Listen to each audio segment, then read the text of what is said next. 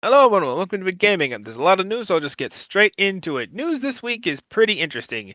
We're going to lead off the week by saying that, yeah, former Ubisoft or former Assassin's Creed franchise boss is suing Ubisoft for nearly $1 million. Why he's doing that? Well, he alleges constructive dismissal. Let's get into the actual hows and whys, though, shall we? This all began way back on October 15th when Ubisoft former franchise boss Marc Alex Cote, French is hard, just after 7 months after heading up one of the best-selling games in the series' history, that being Assassin's Creed Shadows, which, again, love it or hate it, biometrics did outperform Valhalla once you discount the whole boost it got from COVID, left the studio. He himself was actually a 20-year veteran of the company, which saw him go all the way up from software engineer on the PSP games to vice president and executive producer on the Assassin's Creed franchise, so a pretty important fella by all things considered. He himself left without warning, but he would later come out about a day later on October 16th saying on his, I believe, LinkedIn, "I stayed at my post until Ubisoft asked me to step aside." An interesting line, which does indeed imply that while his resignation was voluntary, it was done, as we would say, by constructive dismissal, where, if you're not aware of what that is, it's basically what happens when uh, your resignation is voluntary, but it feels involuntary because working conditions become hostile. So it's voluntary only in the senses you did it, but the company was really kind of forcing you out the door. Not the best definition of constructive dismissal, but good enough for our purposes.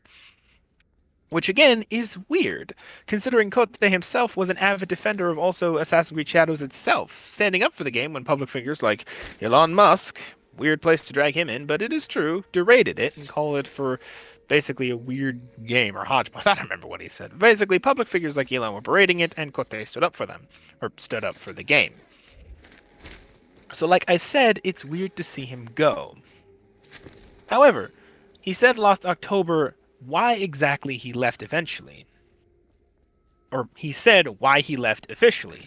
Turns out the reason why he left was because he was offered a role at the nascent Vantage Studios. Now, if you're not aware of what Vantage Studio is, basically it's a hodgepodge mess of corporate underhandedness that Ubisoft did along with Tencent to basically secure, well, Ubisoft, I say Ubisoft, it's more Yves Guillemot and his direct family, to secure the most profitable assets within Ubisoft, so their highest ended brands, Assassin's Creed, Rainbow Six, Far Cry, yada yada, and basically ensure they could not be bought out or lost in any kind of corporate buyout.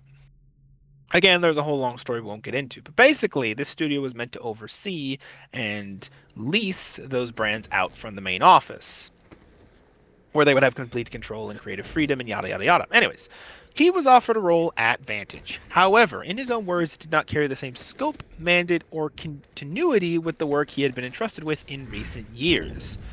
He himself actually does mention that the position was actually as head of franchise, or head of production, excuse me, who would have answered to the head of franchise, a position that is oversees the development of, again, Rainbow Six, Far Cry, etc., all the high-end properties. He wasn't considered for the head of franchise role as it was based in France rather than Quebec, which is where Cote is based. And he felt his options were the apparent demotion or unwilling resignation, which is again where the constructive dismissal comes in.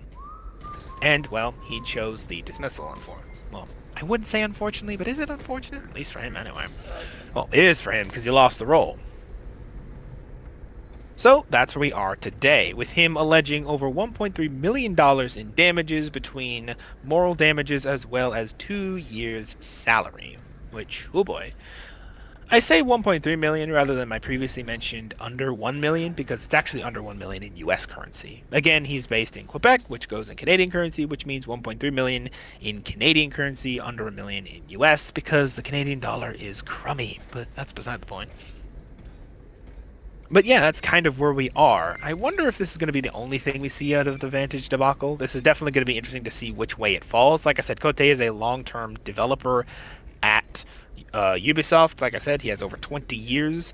And if you know anything about the Vantage mess, this isn't arguably the first, or wouldn't arguably surprise me as the only case of people basically being pushed to Vantage and basically being forced under the horrible Vantage umbrella, but having to take demotions as a result of it because at the end of the day, Guillemots want control over everything. I say that because, like I said, Vantage is a whole mess puppeted by both Guillemot and I don't know why I said that, so I Guillemot. Just Between say it as Guillemot, Guillemot. Guillemot. French is hard, like I say. Between the Guillemots and Tencent, one of the heads of the actual Vantage Studios being his son, I can't remember his name, of Yves, who, if you don't remember, is actually the guy who headed up the NFT projects and the mobile game sphere of Ubisoft. So yeah, great leadership there. Ugh. And apparently another fella who supposedly is Yves' cousin. So yeah, Vantage feels like a very big family project at the end of the day. But anyways, that's not why we're here to talk about today. Long story short, I wouldn't be surprised if this is the only kind of problem to come to Ubisoft as a result of the creation of Vantage. Because, yeah, but yeah, we're just gonna have to see where this goes. Like I said, news of this lawsuit only broke 3 days ago of this recording, so I believe it was on Saturday or Sunday. I mean, Sunday or Saturday. I think it's Sunday. Sunday. So we're gonna have to see where this lawsuit ends up going, and if there's any further developments, we'll let you know on the channel. Like I said, it's interesting to see where this goes because by all accounts, this does seem like an apparent demotion. Like I said, he himself, in his own words, did say that in his previous post, he answered directly to Guillemot himself. He was the head of franchise for Assassin's Creed previously. But now that Vantage is consolidating all of their assets into, well, or now that Ubisoft is consolidating all of their high-end value properties into one studio and Vantage, it's all being put under one head, and that head is not who it used to be. So we'll see if, like I said, this is the only mess to come out of Vantage. But yeah, we'll let you know as things go on. This is just the first video in a bit of back end here. This is the first video that we're going to do this week. I got another video coming down the pipeline that's probably going to be recorded tomorrow, maybe also come out tomorrow. We'll see. And that'll have to do with Bungie and Marathon. A lot of news breaking on that front, so I thought I'd cover it. Since we, at least I, can't speak for Justin anymore, really, still play Destiny a lot, and we still keep track of the game, more or less, and that Bungie as a whole, as a studio. So we figured, or at least I figured, we'd put our 2 cents, or at least my 2 cents, into how, what we're going to do with Marathon going forward. What are our opinions of Marathon, and, will we even play it?